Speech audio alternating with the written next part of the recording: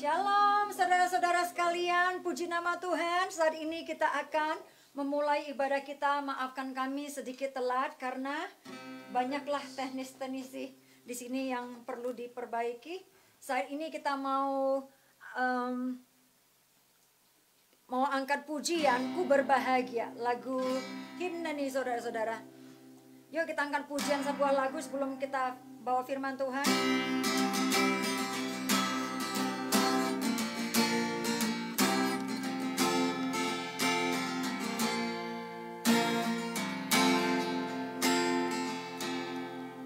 Berbahagia, makin teguh, Yesus abadi, kepunyaanku. Aku warisnya, ku ditebus, ciptaan baru.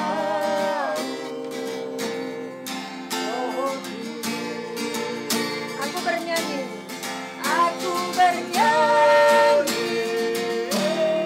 bahagia,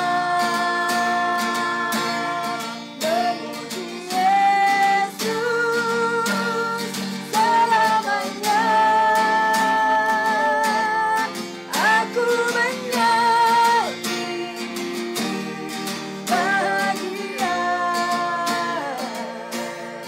memuji Yesus.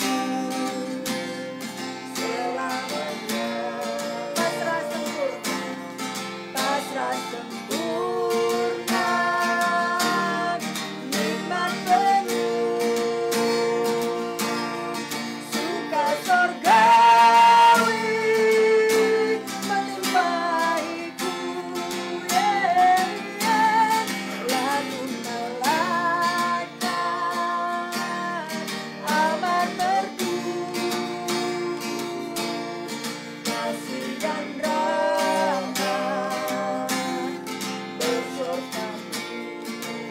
aku bernyanyi bahagia,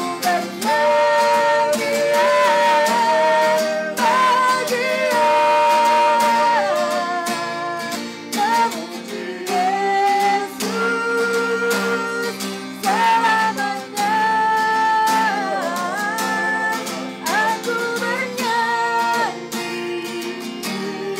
bahagia, memuji Yesus selamanya. Aku serahkan diri penuh dalam Tuhanku, hatiku teguh sambil menyongsong kembalinya.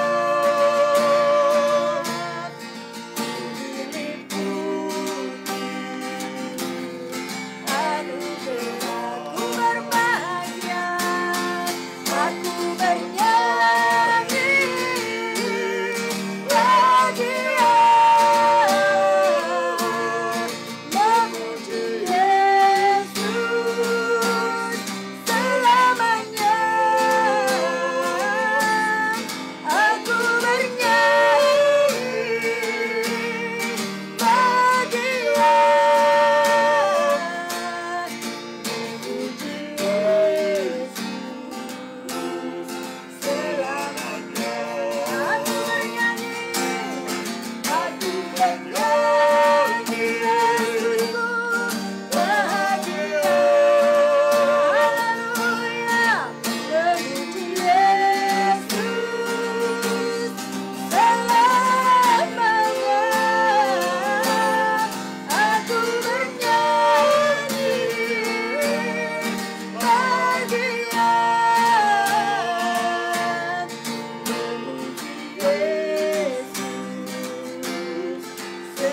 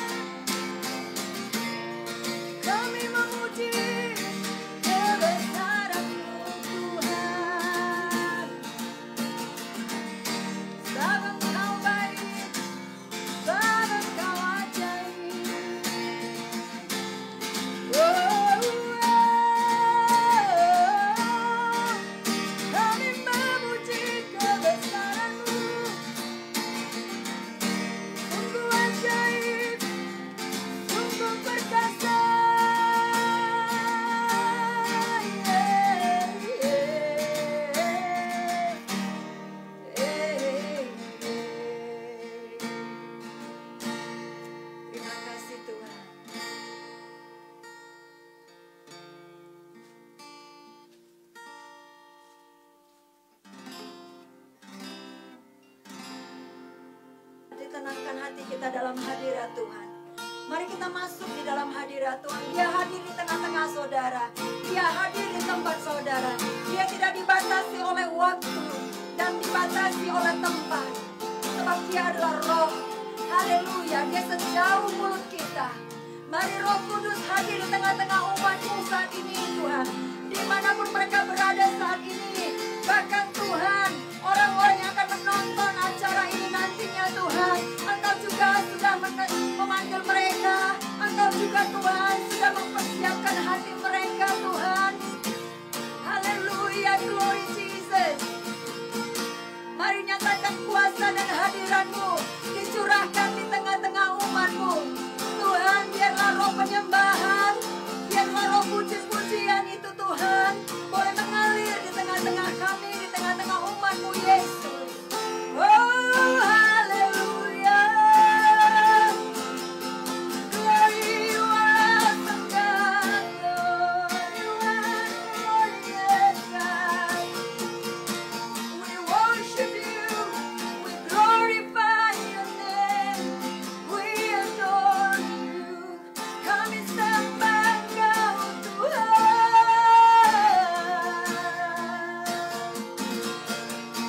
Tiada yang mustahil bagimu Tuhan. Engkau nyatakan kuasa-Mu di tengah-tengah umat-Mu. Di saat kami memuji Engkau, di saat kami berkumpul, Engkau hadir, Engkau nyatakan kehadiran-Mu Tuhan. Haleluya. Glory Jesus. Haleluya. Glory Lord.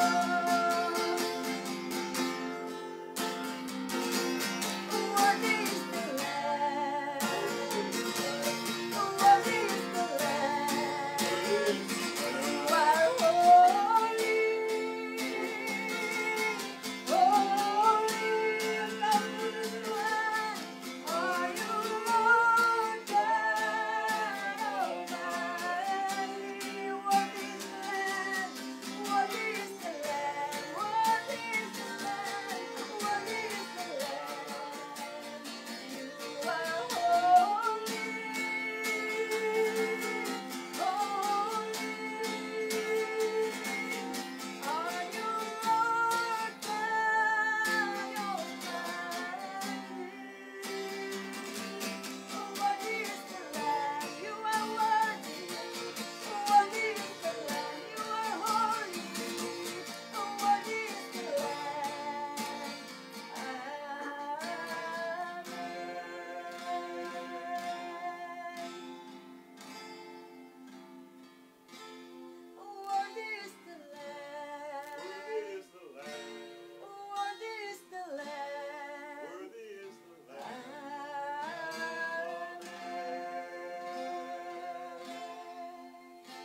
Haleluya. Praise the Lord. Terima kasih Tuhan. Terima kasih Yesus.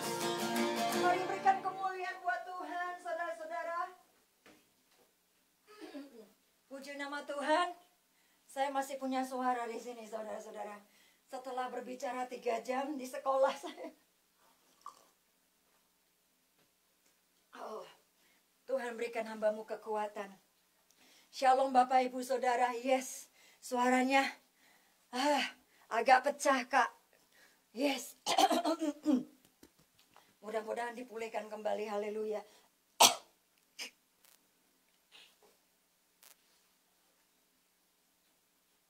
Oke, saudara-saudara, shalom, shalom, puji nama Tuhan. Terima kasih buat saudara-saudara semua yang hadir pada acara kita, ibadah online kita siang hari ini. Waktunya jam 1 udah malam, no wonder suara saya jadi serak ya, karena udah jam 1, udah setengah 1 malam di sini, 1 pagi. Oke, kita saya membuka hari saya dengan firman Tuhan. Saudara, mari kita akan buka firman Tuhan di dalam Matius 7.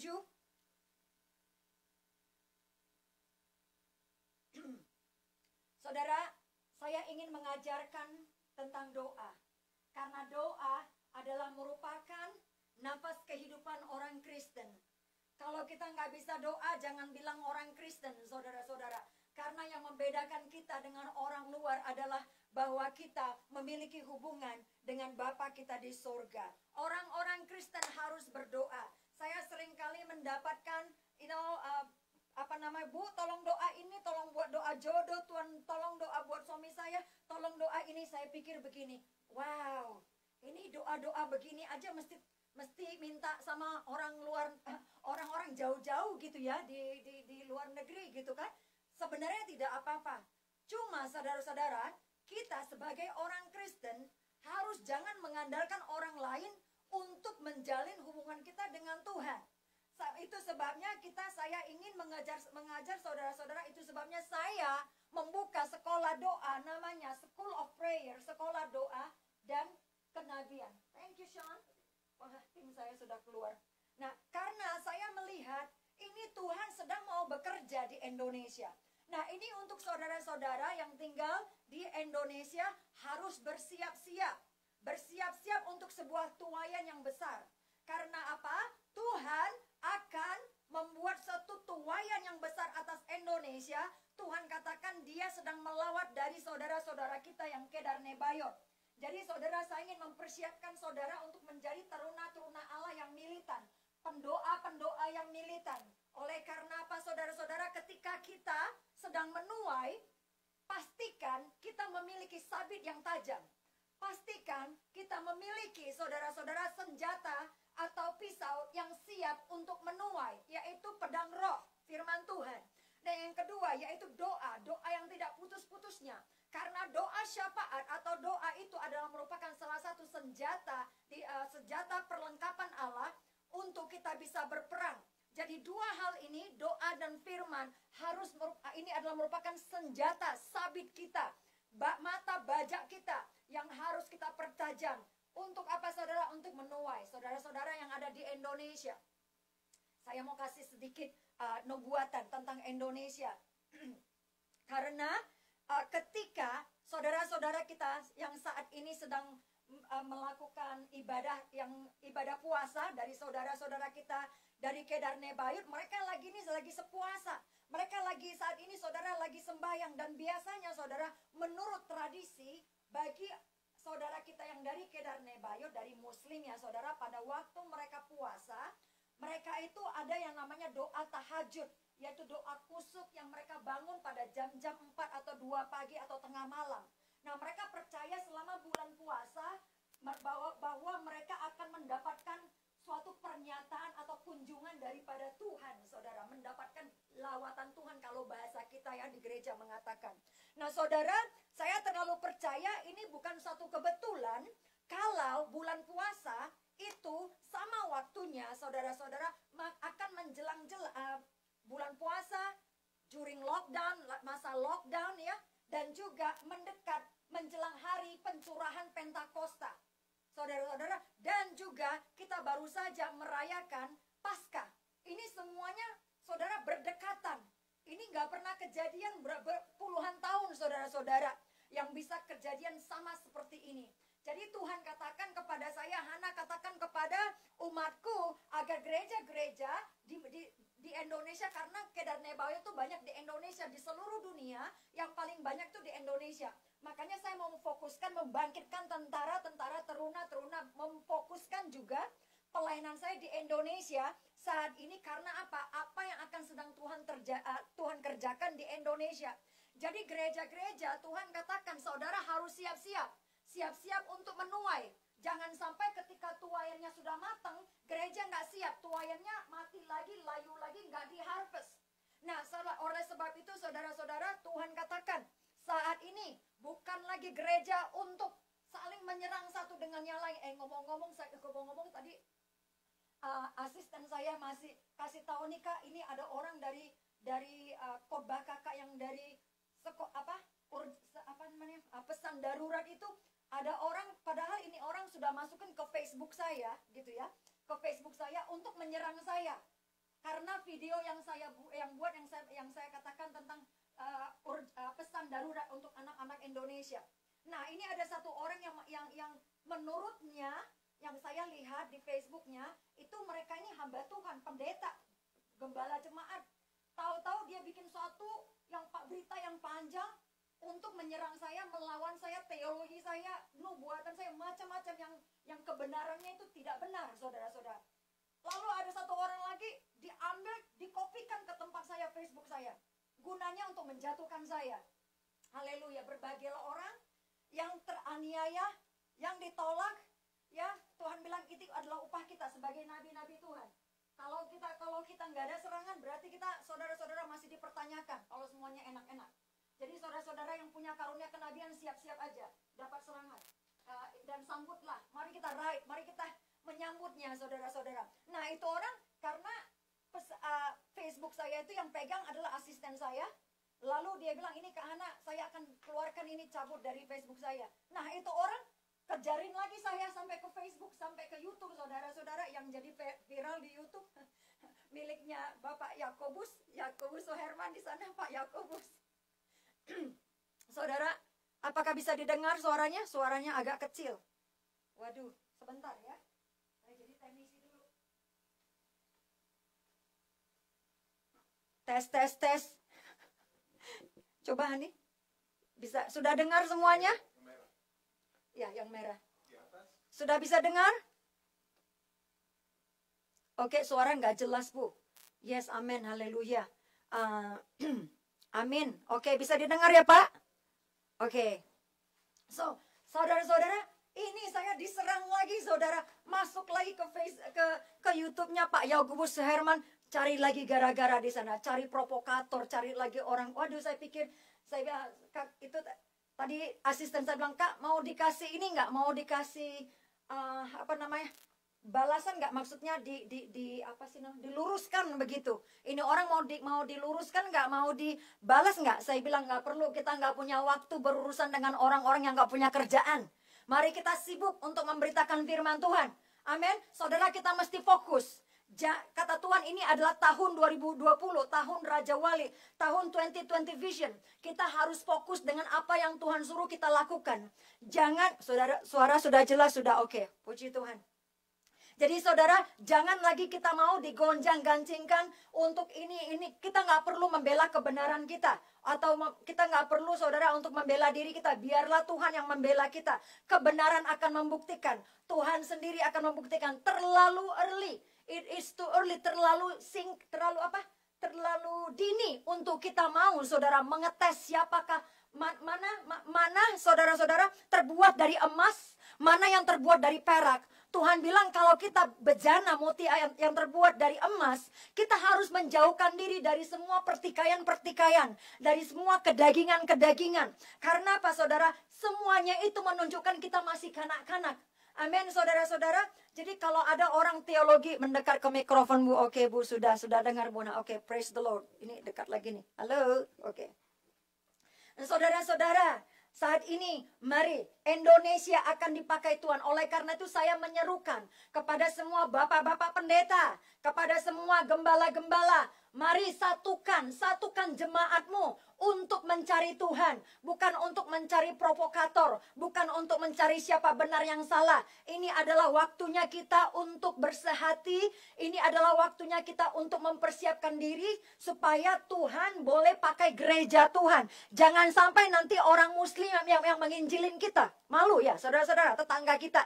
Justru kita yang harus menjadi contoh buat saudara-saudara kita di luar. Saudara-saudara ya, apalagi saudara-saudara kita yang muslim. Malu kita anak-anak Tuhan bertikai, saudara-saudara. Enggak patut, enggak pantas. Saudara-saudara, inilah waktunya untuk kita gereja Tuhan. Jadi saya minta agar bapak-bapak pendeta, tolong persiapkan jemaatmu.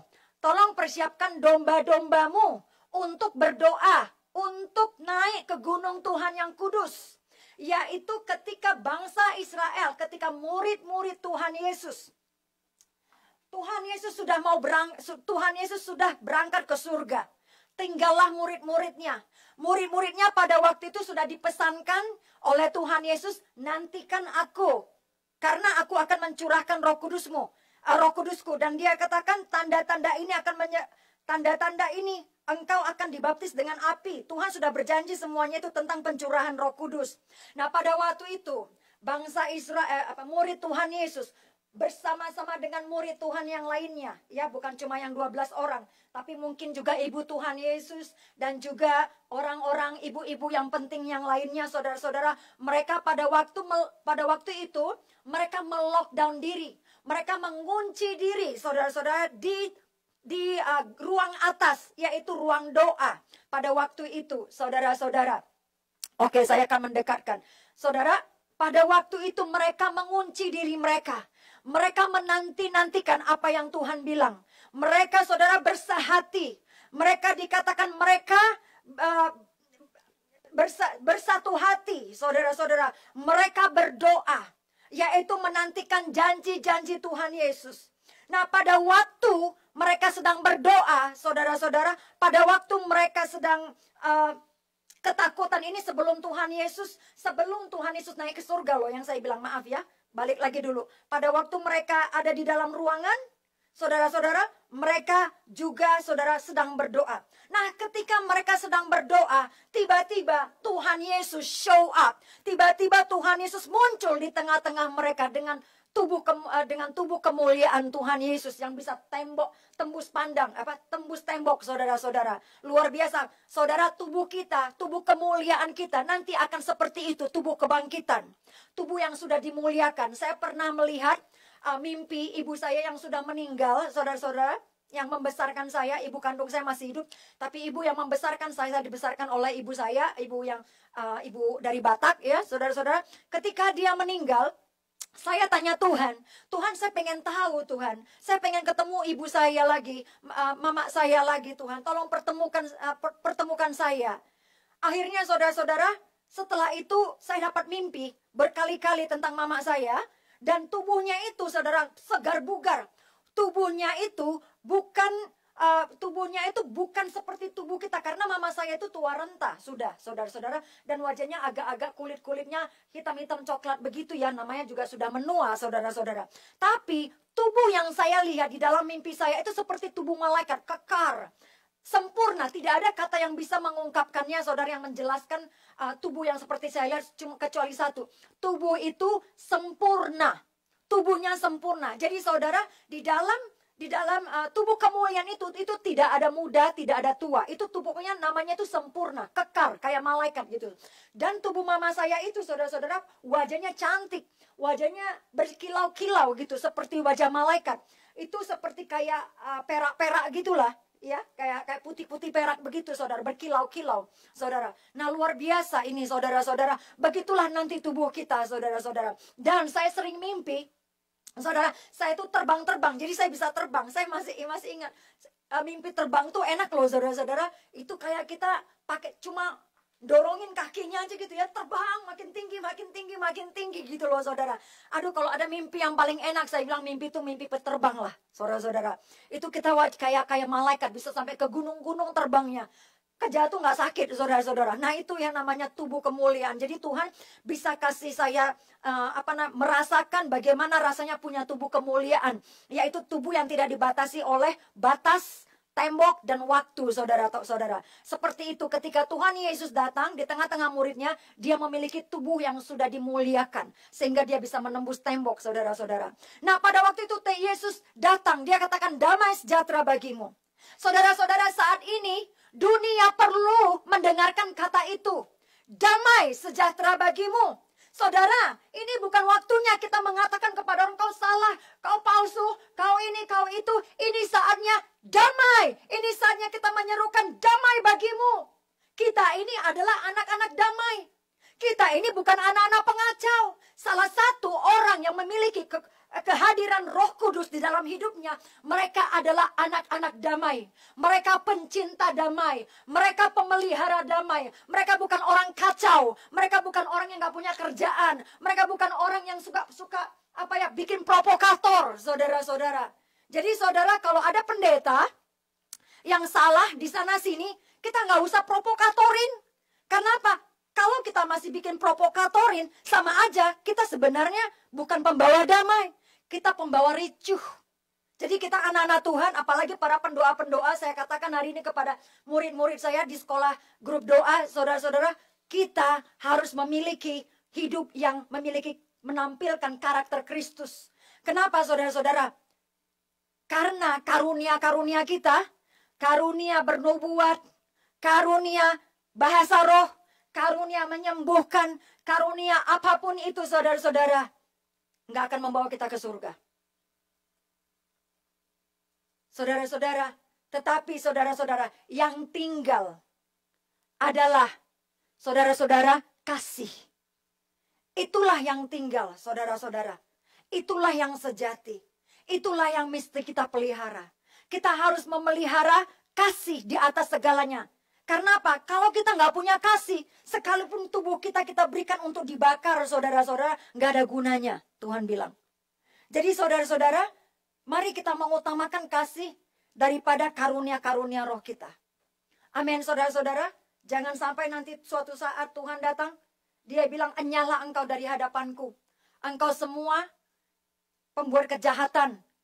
Karena bukan orang yang berseru-seru yang akan masuk ke dalam kerajaan. Berseru Tuhan, Tuhan yang akan masuk ke dalam kerajaan Allah. Melainkan orang-orang yang melakukan kehendak Allah. Saudara pastikan engkau sedang melakukan kehendak Allah. Dan saudara, dunia saat ini memerlukan damai sejahtera. Dunia saat ini tidak dapat mendapatkan damai sejahtera itu dari vaksin. Dunia tidak bisa mendapatkan damai sejahtera, saudara, dari masker. Dunia tidak bisa mendapatkan sejahtera dari uang pensiun, dari tabungan, dari investment, dari rumah yang mewah dan megah. Dunia tidak bisa mendapatkan damai sejahtera, saudara-saudara, dari hand sanitizer, saudara-saudara, dari gloves. Tidak. Dunia saat ini, saudara-saudara, sedang memerlukan damai sejahtera. Siapakah yang dibawa Tuhan? Tuhan katakan, kalau seandainya damai sejahtera itu tergantung daripada engkau, itu harus kita lakukan. Dikatakan, hendaklah engkau menjadi pembawa damai. Saudara, Yesus itu adalah Raja Damai. Kita ini harus menjadi anak-anak damai. Kenapa ya saya kok jadi khotbah ini? Padahal tadi mau khotbahnya tuh adalah rahasia di balik doa Tuhan Yesus. Tapi memang saya ini suka begitu, saudara-saudara. Saya punya rencana, saya sudah punya banyak catatan. Saudara-saudara, saya punya banyak catatan di sini. Tapi kadang-kala yang keluar itu justru yang mengalir. Saya pikir mungkin itulah kehendak Tuhan, saudara-saudara. Saudara-saudara, ingat saudara, tanpa kita memiliki damai sejahtera di hati kita, nggak mungkin roh Tuhan hadir di dalam kita. Karena saudara, roh Allah itu adalah roh yang mendatangkan damai sejahtera. Amin, saudara-saudara. Jadi saudara-saudara, siapakah yang bisa diharapkan Tuhan untuk membawa damai sejahtera ke bumi? Kalau bukan saudara dan saya yang adalah murid-murid Yesus. Kita ini adalah anak-anak Raja Damai. Oleh karena itu kita harus membawa damai di lingkungan kita, di keluarga kita, di rumah tangga kita, di saudara-saudara kita, di negara kita, di gereja kita. Saudara-saudara, untuk merefleksikan kehadiran Tuhan di dalam kita. Karena di dalam Tuhan Yesus tidak ada yang namanya kedongkolan hati. Saya baru mengajarkan murid saya hari ini tentang identitas, saudara-saudara. Amin, mengalir saja Bu, sesuai dengan maunya Roh Kudus. Amin, amin, Serlita. Saudara-saudara, baru saya baru berbicara tentang identitas kepada murid-murid sekolah doa saya. Ngomong-ngomong, saudara-saudara yang mau ikut sekolah doa dan kenabian, saudara-saudara, saudara bisa mendaftar di sekolah di Facebook page Hannah Hudson Ministry. Tapi saudara harus mengisi sudahkah lahir baru. Yang kedua, yang ketiga kalau tidak salah, yang kedua apakah saudara percaya Yesus Kristus adalah Tuhan. Nah yang ketiga adalah kenapa saudara mau ikut sekolah doa? Karena sekolah doa ini khusus, saudara-saudara. Ini bukan tempat orang ngumpul-ngumpul atau ngopi-ngopi, ngobrol ngalur gitu, nggak jelas gitu ya. Ini adalah tempat orang-orang yang dikuduskan Tuhan, tempat orang-orang yang dipilih, tempat orang-orang yang mau belajar, yang rendah hati, mau diajar dan duduk di kaki Tuhan. Ini adalah tempat-tempat orang yang dipanggil, dikhususkan, dan juga dipilih Tuhan untuk menjadi mesbah doa Allah, bait suci Allah. Oleh sebab itu saya sangat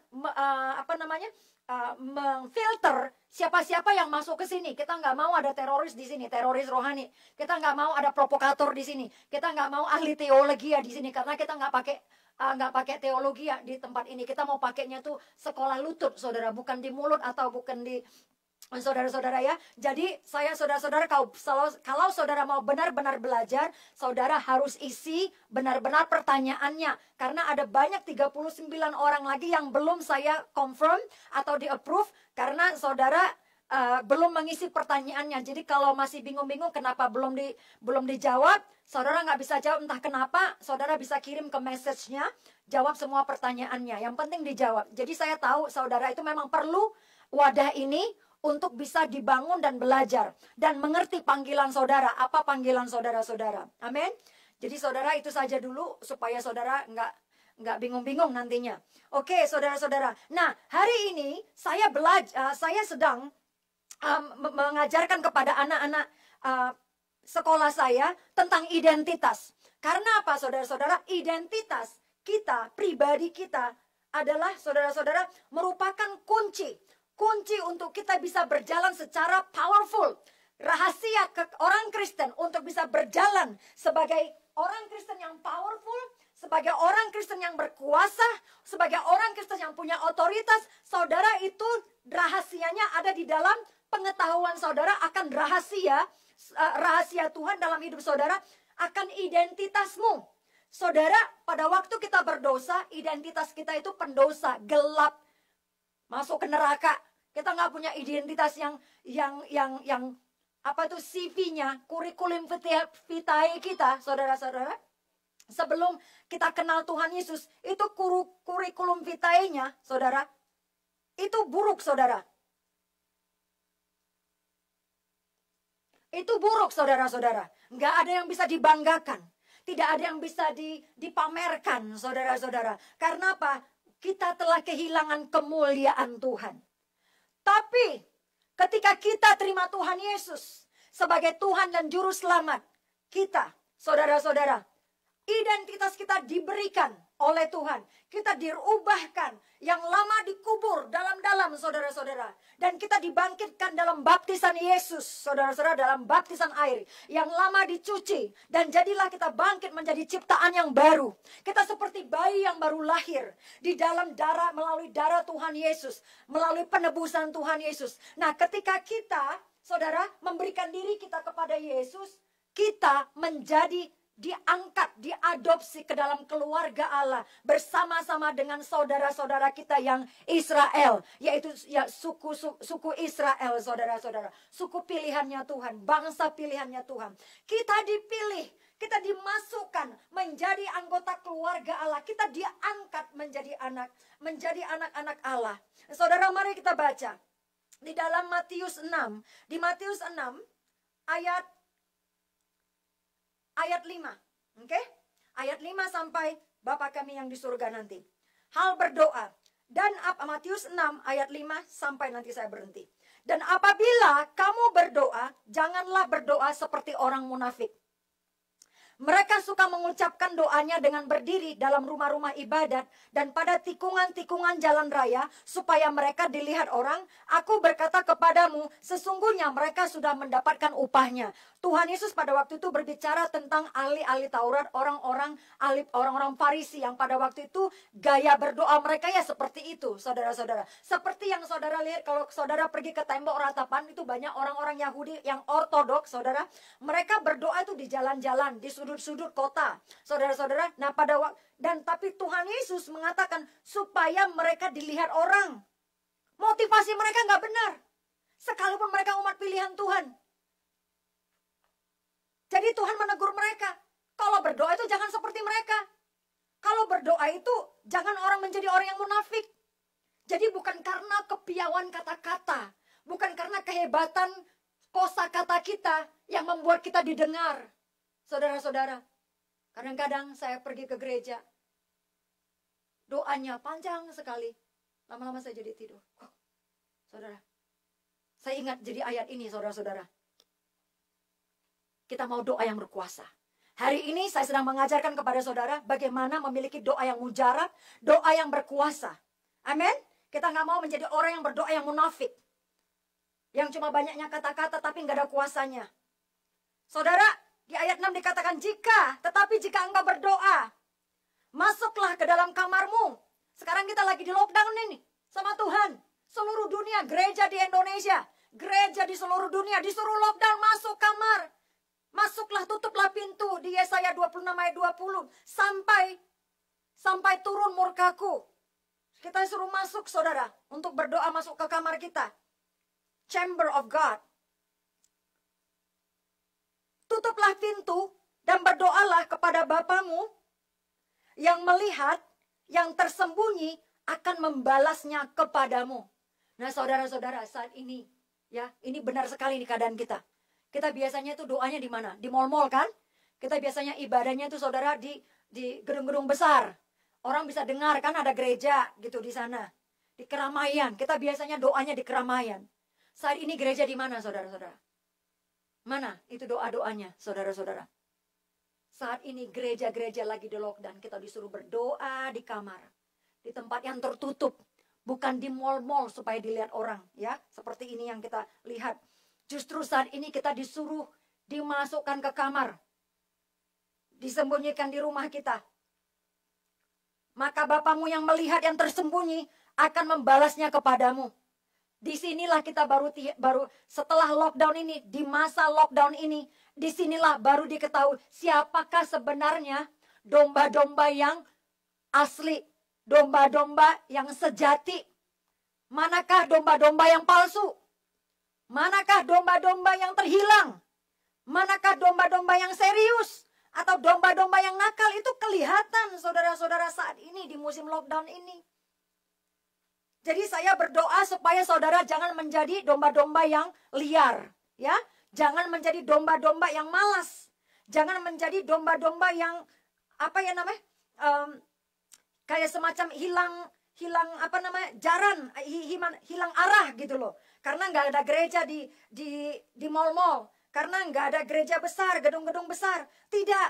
Karena apa? Ya justru yang di tempat yang dilihat Tuhan adalah tempat yang tersembunyi. Ketika saudara-saudara berdoa di tempat-tempat yang tersembunyi, nggak ada orang yang lihat, saudara, disitulah Tuhan katakan upahmu besar. Bapamu yang melihat yang tersembunyi akan membalaskannya kepadamu. Saudara-saudara. Jadi saudara-saudara jangan anggap remeh dengan doa kita yang di tempat tersembunyi. Jangan anggap remeh, saudara-saudara. Saya ini sebagai pendoa syafaat gitu ya.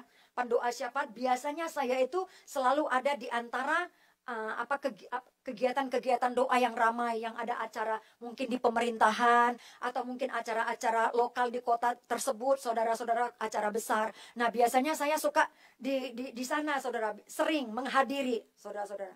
Tapi entah ada waktunya ketika saya nggak berkumpul dengan orang-orang itu. Saya nggak punya platform.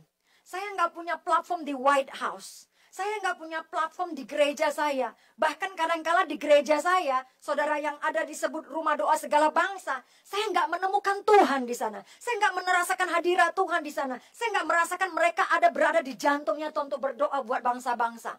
Sehingga saya berpikir, Tuhan kok saya lagi mencari tempat yang tersembunyi.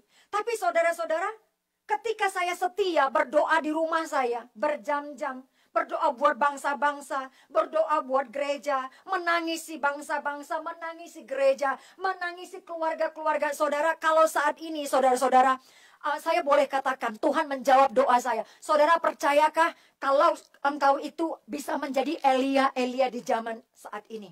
Saudara-saudara, engkau mungkin gak melihat turun hujan dari langit ketika engkau berdoa turun hujan. Tapi kuasa yang sama bisa terjadi. Mungkin topik kita bukan menurunkan hujan. Mungkin topik doa kita adalah menurunkan hujan pertobatan. Atau mungkin topik doa kita yang kita lakukan di tempat tersembunyi adalah doa pemulihan untuk keluarga-keluarga. Saudara, sudah bertahun-tahun, mulai dari tahun yang lalu, saya kalau berdoa di kamar anak saya, saudara, Tuhan taruh di hati saya untuk berdoa buat keluarga-keluarga. Bertuhan, saya nangis. Saudara kan tahu, saudara bisa lihat doa saya di video YouTube gitu ya, yang video doa gitulah untuk bangsa Indonesia. Saya doanya tuh kalau doa untuk pemulihan tuh seperti itu, saudara-saudara. Meratap. Saya ini orang Batak. Kalau orang Batak itu, saudara-saudara, kalau ada orang meninggal, mereka lagi keluarganya meninggal, itu orang Batak tuh suka mengandungi katanya. Kayak begini ya. Misalnya ibunya meninggal gitu. Ainong, saya hajat maruhaki dainong. Orang, nah itu orang Batak itu seperti, oh ibuku, hatiku sangat sakit ibu, ketika engkau meninggalkanku ibu. Orang Batak itu suka mengandungin budaya Israel. Kalau mereka lagi berkabung, saudara-saudara, itu budaya mereka tuh meratap. Itu wajib, kudu di dalam budaya Israel. Itu sebabnya ketika Yeremia bernubuat kepada bangsa Israel akan kejatuhannya, atas penghakimannya akan mengirimkan Babylon untuk menghantam mereka, untuk menyerang Israel, Yerusalem, menghancurkan Yerusalem. Itu Yeremia mengandung, saudara-saudara. Yeremia itu meratap. Dan Tuhan katakan, hei, kalian ini sekarang mau meratap. Kalian gak punya tenaga lagi untuk meratap. Panggil tuh peratap-peratap dari luar, sewa. Nah, ada budaya mereka juga. Kalau keluarganya sudah tidak bisa meratap lagi, saudara-saudara, budaya mereka akan panggil dan sewa peratap-peratap. Karena memang harus demikian, saudara-saudara. Nah, saudara-saudara, pada waktu itu saya meratap buat pemulihan keluarga-keluarga. Tuhan, pulihkan hati bapak-bapak kepada anak-anak. Karena pada waktu itu banyak anak-anak, saudara, yang dibunuh. Diambil organnya. Di Cina itu banyak, saudara-saudara. Makanya saya minta Tuhan hakim itu Cina. Itu bayi-bayi, itu anak-anak yang dimasuk ke dalam kotak es. Yang diambilin organ-organ tubuhnya. Emangnya Tuhan, saudara, nggak nangis tuh ngelihatnya? Kenapa saya bisa nangis? Itu tangisannya Tuhan. Saudara, banyak juga di Indonesia. Emangnya saya nggak ngelihat, nggak ngawasin nih keadaan di Indonesia. Ketika anak-anak banyak diculik dari begitu saja. Dari jalan-jalan, dari tangan ibunya. Saya menangisin itu semuanya seperti itu. Dan saya katakan, Tuhan, saya minta penghakiman-Mu, Tuhan. Agar Engkau menangkapin saudara orang benar. Mereka berani meminta penghakiman daripada Tuhan atas orang fasik. Itulah the power of your identity. Ini adalah kuasa daripada mengetahui identitasmu. Banyak orang Kristen nggak bisa menghadap Tuhan, meminta agar Tuhan membela perkaranya, meminta Tuhan untuk melakukan sesuatu karena mereka merasa hopeless, helpless, dan lost. Mereka nggak punya kuasa. Mereka seolah-olah nggak bisa mengatakan kepada Tuhan, Tuhan lakukan sesuatu. Saudara, kenapa saya bisa berani? Bahkan saya bilang, Tuhan itu jangan ya Tuhan ya, jangan kasih mereka temukan itu vaksin sampai ini bapak-bapak pemerintah ini Tuhan bertobat sampai mereka menunduk, merendahkan diri di hadapan-Mu. Saudara, sampai saat ini vaksin masih belum didapatkan, saudara-saudara. Dan kita berdoa sebelum vaksin didapatkan, saudara-saudara, biarlah orang-orang sudah pada bertobat dulu, saudara-saudara. Termasuk para pemerintah. Berdoa supaya orang-orang fasik ditelanjangin oleh Tuhan. Di pada saat ini. Ini masa penghakiman, saudara-saudara. Nah, saudara-saudara, saya berdoa, Tuhan, pulihkan hati bapak-bapak kepada anak ini. Pesannya Elia, saudara, pesannya Maleaki. Ini doanya Maleaki supaya Tuhan memulihkan hati bapak-bapak kepada, ya Bapak, hati bapak-bapak kepada anak-anak. Ini doa saya. Bagaimana saya bisa berpikir bahwa akan terjadi lockdown, saudara-saudara. Dan ternyata jawabannya, Tuhan menjawab doa seorang Elia di akhir zaman ini. Atau Elia. Di murid grup saya ada banyak Elia, saudara-saudara. Dalam roh Elia. Yaitu orang-orang yang berdoa untuk suatu pemulihan, suatu generasi, suatu bangsa. Di mana mesbah doa dipulihkan kembali. Itu kan tugasnya si Nabi Elia.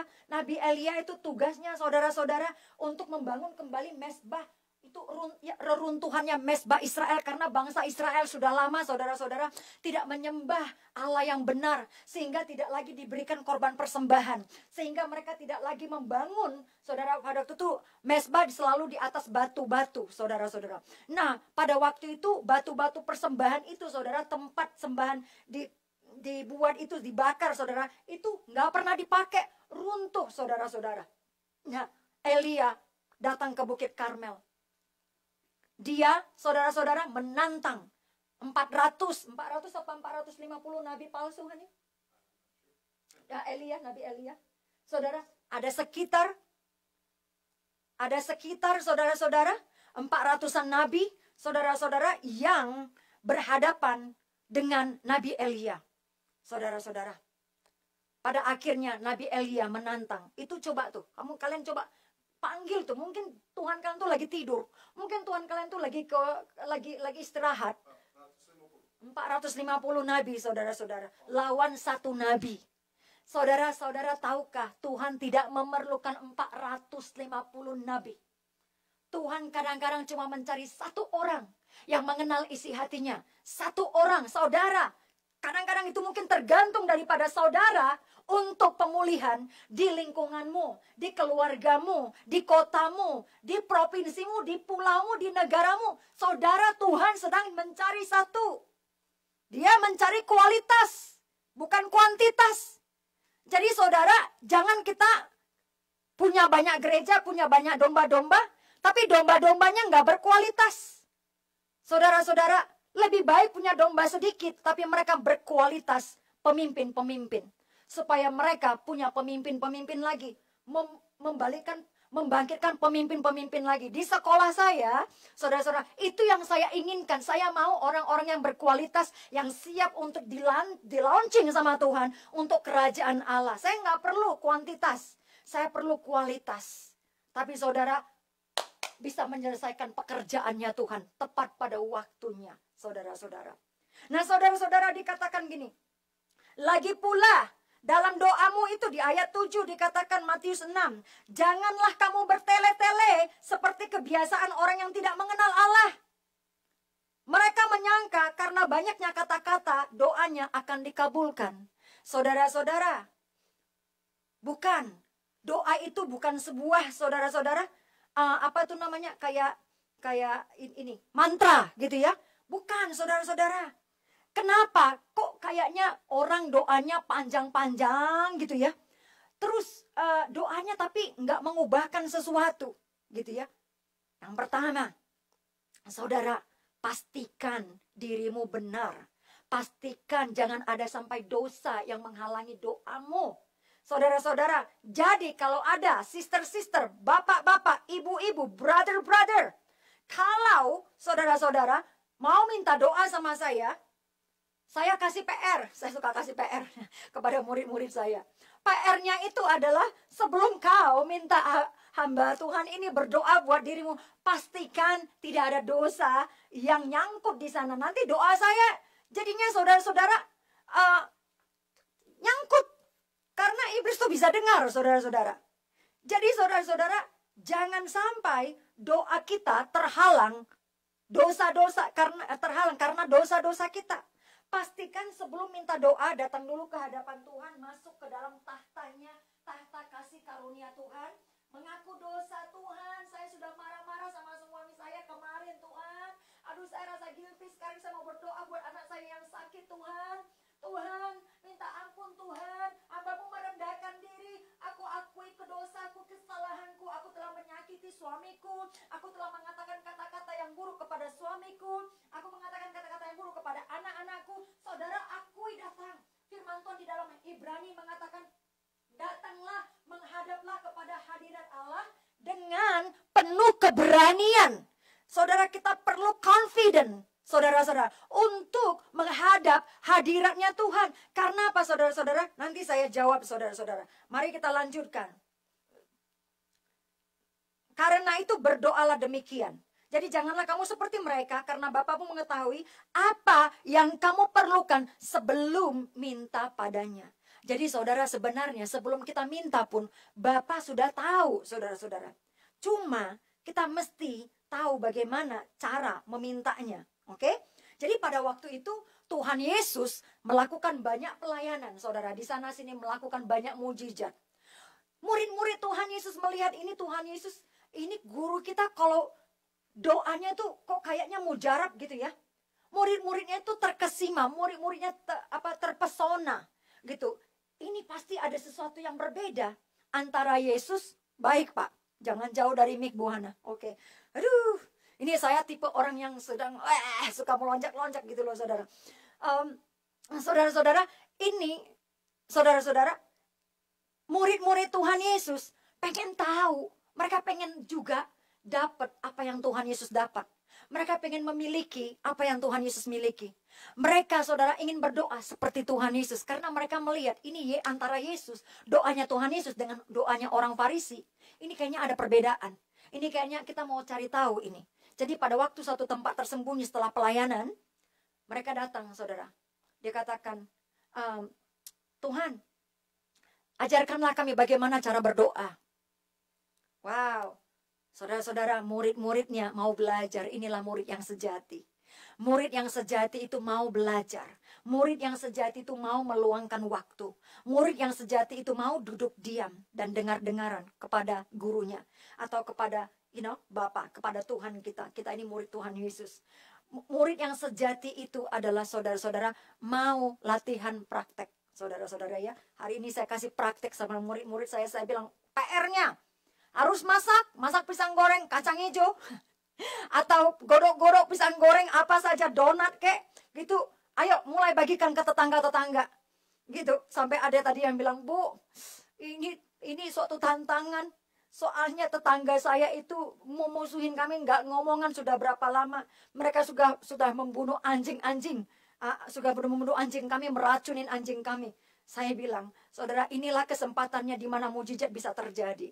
Kita mau melihat, sebab kalau sesuatu kita lakukan yang enak-enak, yang gampang-gampang, yang nggak perlu doa, nggak perlu mujizat, saudara-saudara. Tapi ketika Tuhan suruh kita untuk melakukan sesuatu yang kelihatannya kita nggak mungkin ini bisa terjadi, hasilnya nggak mungkin bisa ini, itu tandanya itu dari Tuhan, saudara-saudara. Amin, saudara-saudara. Nah, saudara, jadi saudara, Tuhan Yesus memberikan resep kepada muridnya. Dia katakan begini, yang pertama, karena itu berdoalah demikian. Bapa kami yang di sorga. Saudara-saudara, ini ada rahasia yang besar di dalam doa Bapa kami, ada misteri, saudara-saudara.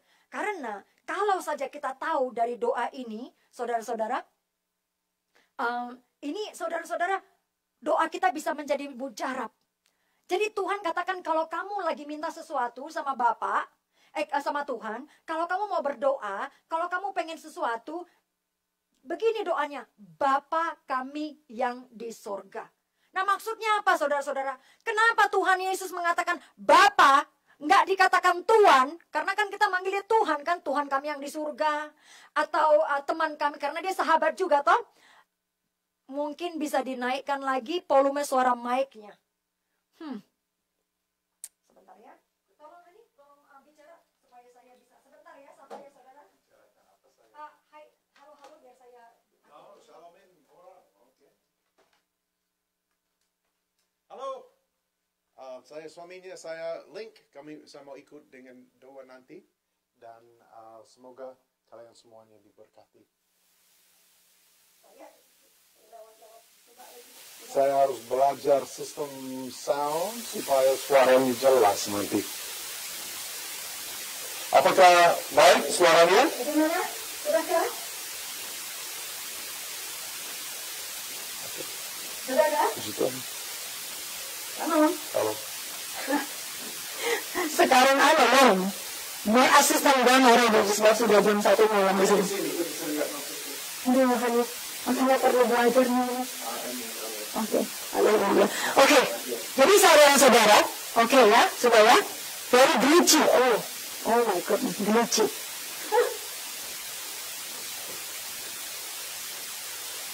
Kalau glitchy bilang glitchy. Tulis kalau nggak jelas bilang tidak jelas gitu. Kalau mungkin komputer orang. Kalau jelas bilang jelas, titik jelas. Dan ada 2 menit tunggunya habis saya. Tes. Baik, I think this is supposed to be.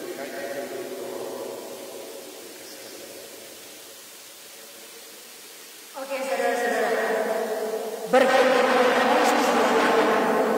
haleluya. Suara raja di sini.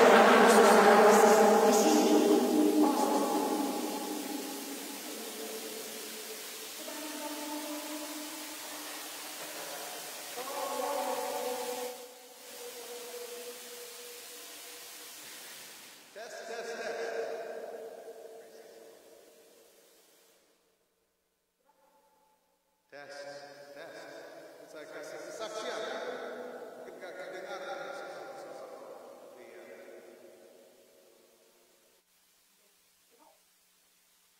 kesaksian nanti kayaknya. Tes. Lain kali. Testing. Echo. Ini pesan dari beberapa menit yang lalu hari. So feedbacknya ada delay dengan live di sini. Kalau kita bicara mungkin 1 menit kemudian kalian dengar. Ya bagus. Suaranya feedback. Echo kak tidak jelas. Ya ini bagus, ini jelas. Of course ya. Bagaimana? Okay, I think you're okay.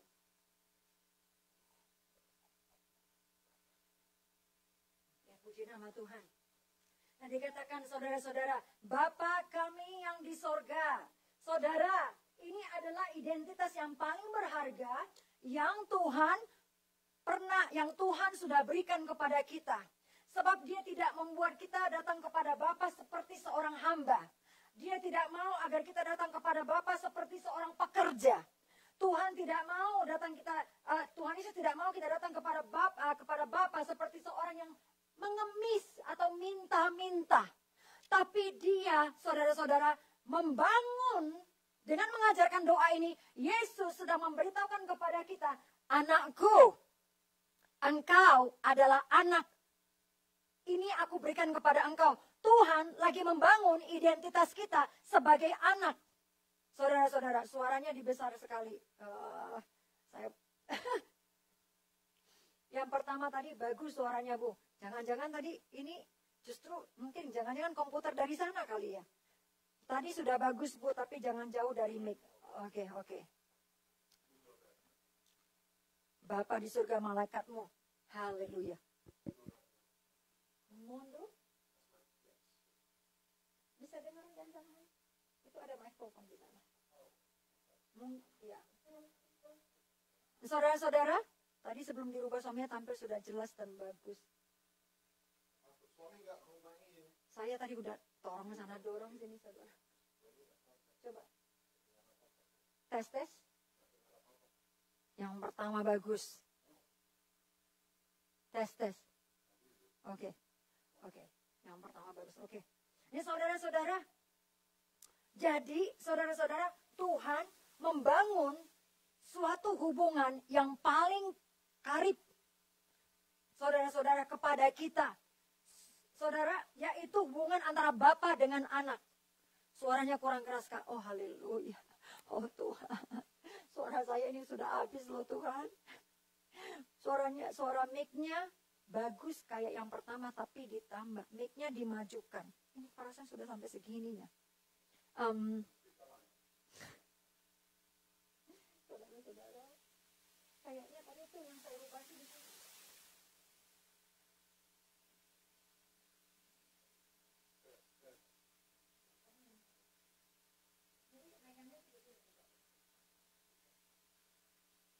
Tes. Haleluya.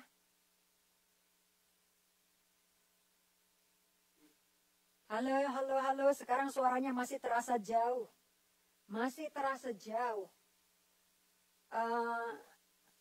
Ini kayaknya beda-beda. Oke.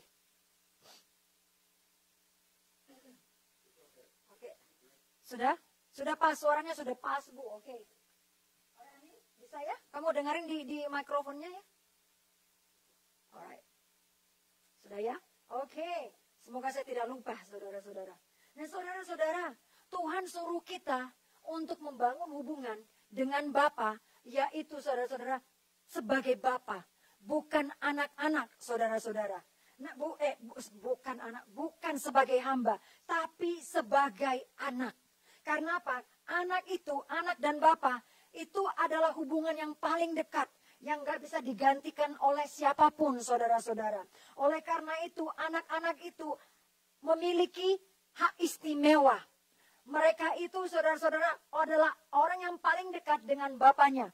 Anak tetangga nggak bisa datang seenaknya saja, atau main masuk saja ke rumah manggilin suami saya, saudara. Tapi anak saya bisa berhubungan, minta apa saja kepada suami saya. Kenapa Tuhan suruh untuk kita memanggil Bapa? Dia sedang mengatakan kepada kita bahwa Bapa itu adalah, saudara, karakternya itu adalah pengasih. Bapa itu adalah, saudara-saudara, penyayang. Bapa itu, saudara-saudara, pakai earphone, coba saya pakai earphone. Belum banget, Pak. Kayaknya kalau saya pakai earphone,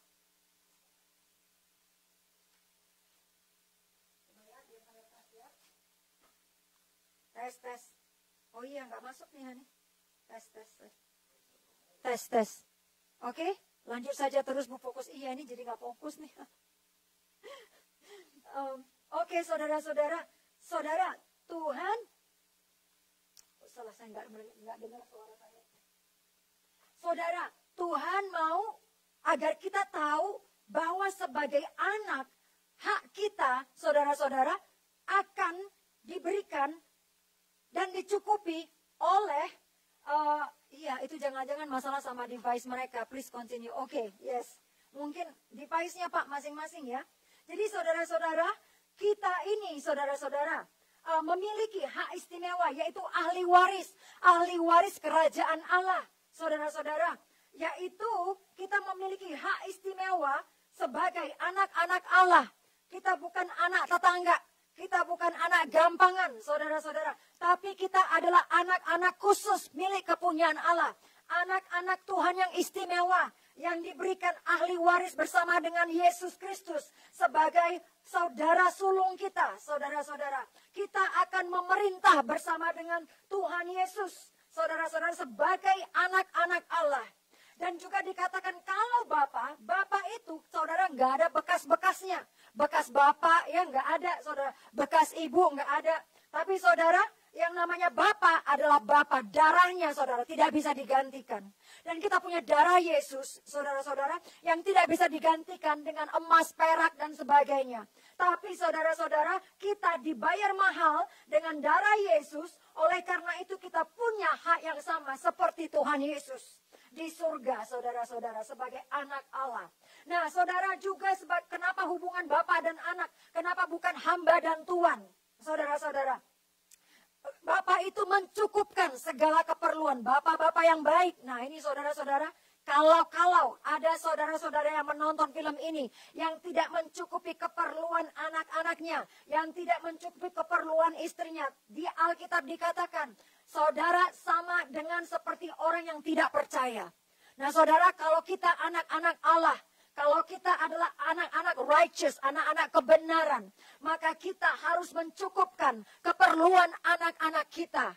Jangan sampai, saudara-saudara, kita disebut orang yang tidak percaya, padahal kita ke gereja, saudara, seminggu sekali atau 2 kali seminggu, tapi kita nggak mencukupkan keperluan anak-anak kita. Salah satu, saudara, karakter Bapa yang baik mencukupkan segala keperluan anaknya.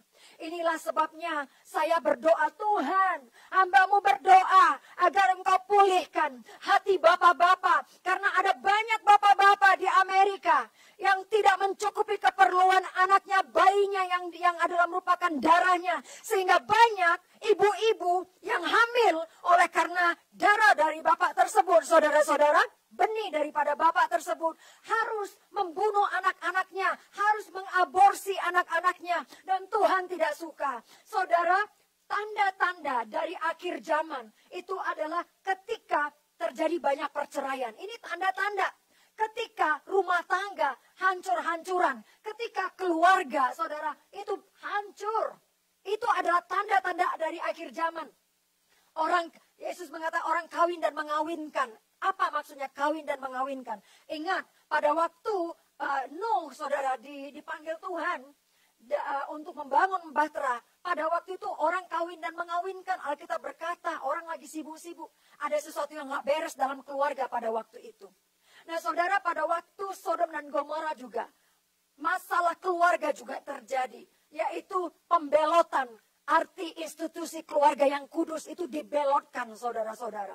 Nah saudara, di akhir zaman ini juga kawin dan mengawinkan. Orang-orang kawin sesama jenis. Orang-orang kawin saudara yang mestinya mereka nggak kawin, mereka kawin. Tapi mereka kawin dan mengawinkan dengan cara hal-hal yang tidak kudus, yang bukan ditentukan oleh Allah. Nah ini adalah salah satu saudara tanda-tanda akhir zaman. Ini adalah kalau ini terjadi, harapkan penghakiman akan segera terjadi. Karena apa? Saudara, rumah tangga itu adalah sesuatu yang kudus. Keluarga itu adalah suatu rencana Allah dari semula. Itu sebabnya Allah menciptakan Adam dan Hawa dan diberikan mereka berkembang biaklah, penuhilah bumi. Jadi saudara-saudara, ketika ada suatu bangsa, ketika bangsa-bangsa generasi pada zaman itu, saudara-saudara, membelotkan arti keluarga yang sebenarnya, rumah tangga yang sebenarnya. Saudara, dibulak-balikan, laki-laki dengan laki-laki, perempuan dengan perempuan, mereka mengadopsi anak-anak, atau yang laki-laki hamil, saudara-saudara. Ini adalah suatu pembelotan, tanda-tanda daripada akhir zaman. Dan kalau ini terjadi, Tuhan tidak akan tinggal diam. Dia akan menunjukkan kepada generasi tersebut, hey, kau pikir kalian itu perencana, master life, I'm the master life, Tuhan bilang. Aku adalah Tuhan dari segala pencipta, langit, bumi, dan isinya. Aku punya rencana, aku Allah, aku yang menciptakan keluarga, manusia, bapak, ibu, saudara-saudara. Karena apa? Ini masalah kawin dan mengawinkan yang tidak beres ini, saudara-saudara, ngertilah maksud saya. Saya tak suka menyebutkan kata-kata LGBT dan sebagainya, saudara-saudara. Saudara-saudara, karena saudara ini kalau kita melakukan, membelotkan suatu rumah tangga, apa yang disebut perkawinan, saudara-saudara, membelotkannya ke suatu yang salah, saudara-saudara, maka kita sedang mendatangkan menanti penghakiman daripada Tuhan, cepat atau lambat. Dan saudara, inilah yang terjadi di dalam sejak tahun berapa ya? Tahun 2007. Tahun 2007 ketika dan 2008 awal mulanya ketika Amerika melegalisasikan LGBT. Saudara, di New York. Saudara-saudara, dan setelah itu dosanya merambat kemana-mana. Sejak saat itu saudara terjadi suatu kekacauan yang luar biasa di dalam rumah tangga. Pak Arsinaga, ya saya nggak mau membawa masalah Pak Ahok di tempat ini nanti saja ya Pak ya. Kita doakan saja Pak Ahok. Karena tadi kalau Bapak tadi ikut kelas saya di grupnya doa, itu tadi saya bahas mengenai itu. Nah saudara-saudara, oleh karena itu saudara, kenapa sekarang ini terjadi COVID-19? Itu keluarga dibawa kembali. Ini adalah suatu pemulihan keluarga, saudara-saudara. Nah saudara, Tuhan menjawab. Terakhir hari ini Tuhan menyadarkan saya, Hana, bukankah dari tahun-tahun lalu kau menangis, kau meratap untuk supaya hati bapak-bapak dipulihkan, supaya hati ibu-ibu dipulihkan, supaya hati anak-anak dipulihkan kepada Bapak. Engkau berdoa, engkau meratap untuk pemulihan keluarga. Sekarang ini aku sedang melakukannya. Nah saudara, mari terus berdoa untuk keluarga-keluarga. Makanya kita di lockdown, supaya apa? Dikembalikan pasca bersama dengan keluarga. Dengan keluarga kita masing-masing. Oleh karena itu tidak ada sesuatu yang lebih indah di dalam hidup ini selain Tuhan ingin melihat suatu keluarga dipulihkan. Itu adalah sesuatu yang paling di hati Allah. Tuhan itu bukan soal gereja besar-besar. Yang ada di hatinya adalah bagaimana keluarga Tuhan dipulihkan. Keluarga anak-anak dipulihkan. Suami-suami bertobat. Istri-istri bertobat. Saudara-saudara, inilah doa kita. Amin, saudara-saudara.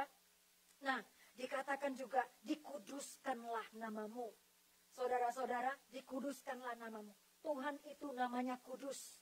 Kita harus memuji Tuhan. Kita harus mengagungkan Dia. Pertama kita harus kenali Dia Bapa kita. Hubungan kita dengan Dia itu satu, one, eternal, unconditional. Kasihnya Bapa itu saudara-saudara. Artinya apa? Kita jangan khawatir deh soal apa yang kita perlu, yang kita makan, yang kita minum. Kalau kita meminta, kenapa? Karena Dia Bapa kita.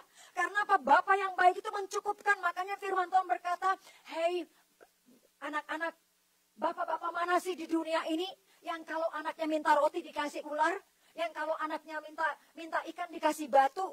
Kebalik ya. Kalau minta roti dikasih batu, kalau minta ikan dikasih ular. Enggak ada. Tidak ada bapak-bapak di dunia ini. Karena Tuhan sudah memberikan eternity, hati ke Bapa, sifat ke Bapa. Hati dia, DNA-nya Tuhan di dalam hati Bapak-bapak. Saudara-saudara. Jadi saudara, kita nggak perlu khawatir. Apa yang kita makan, kita minum, kita pakai. Saudara, 1 tahun saya nggak kerja, suami saya nggak kerja di Amerika. Uang kita semuanya mendok di Indonesia, saudara-saudara. Mau diambil nggak bisa. Kita nggak punya tabungan, saudara-saudara. Tapi saya terlalu percaya, Bapak, kau Bapakku. Saudara-saudara, baju saya berkelimpahan tuh. Baju anak-anak berkelimpahan tuh. Makanan nggak pernah berhenti, dapur nggak pernah kosong. Kulkas nggak pernah kosong, dapur mengalir terus, bahkan mengalir seperti sungai yang mengalir ke tetangga-tetangga, saudara. Dalam keadaan tidak punya pekerjaan, saudara-saudara, ekonominya Tuhan, bukan seperti ekonominya manusia. Sistem ekonomi dan financialnya Tuhan, saudara-saudara, itu tidak bisa diukur dengan pekerjaan, nggak bisa diukur dengan tabungan. Saudara-saudara, jangan khawatir, saudara. Saya baru makan rumput-rumput.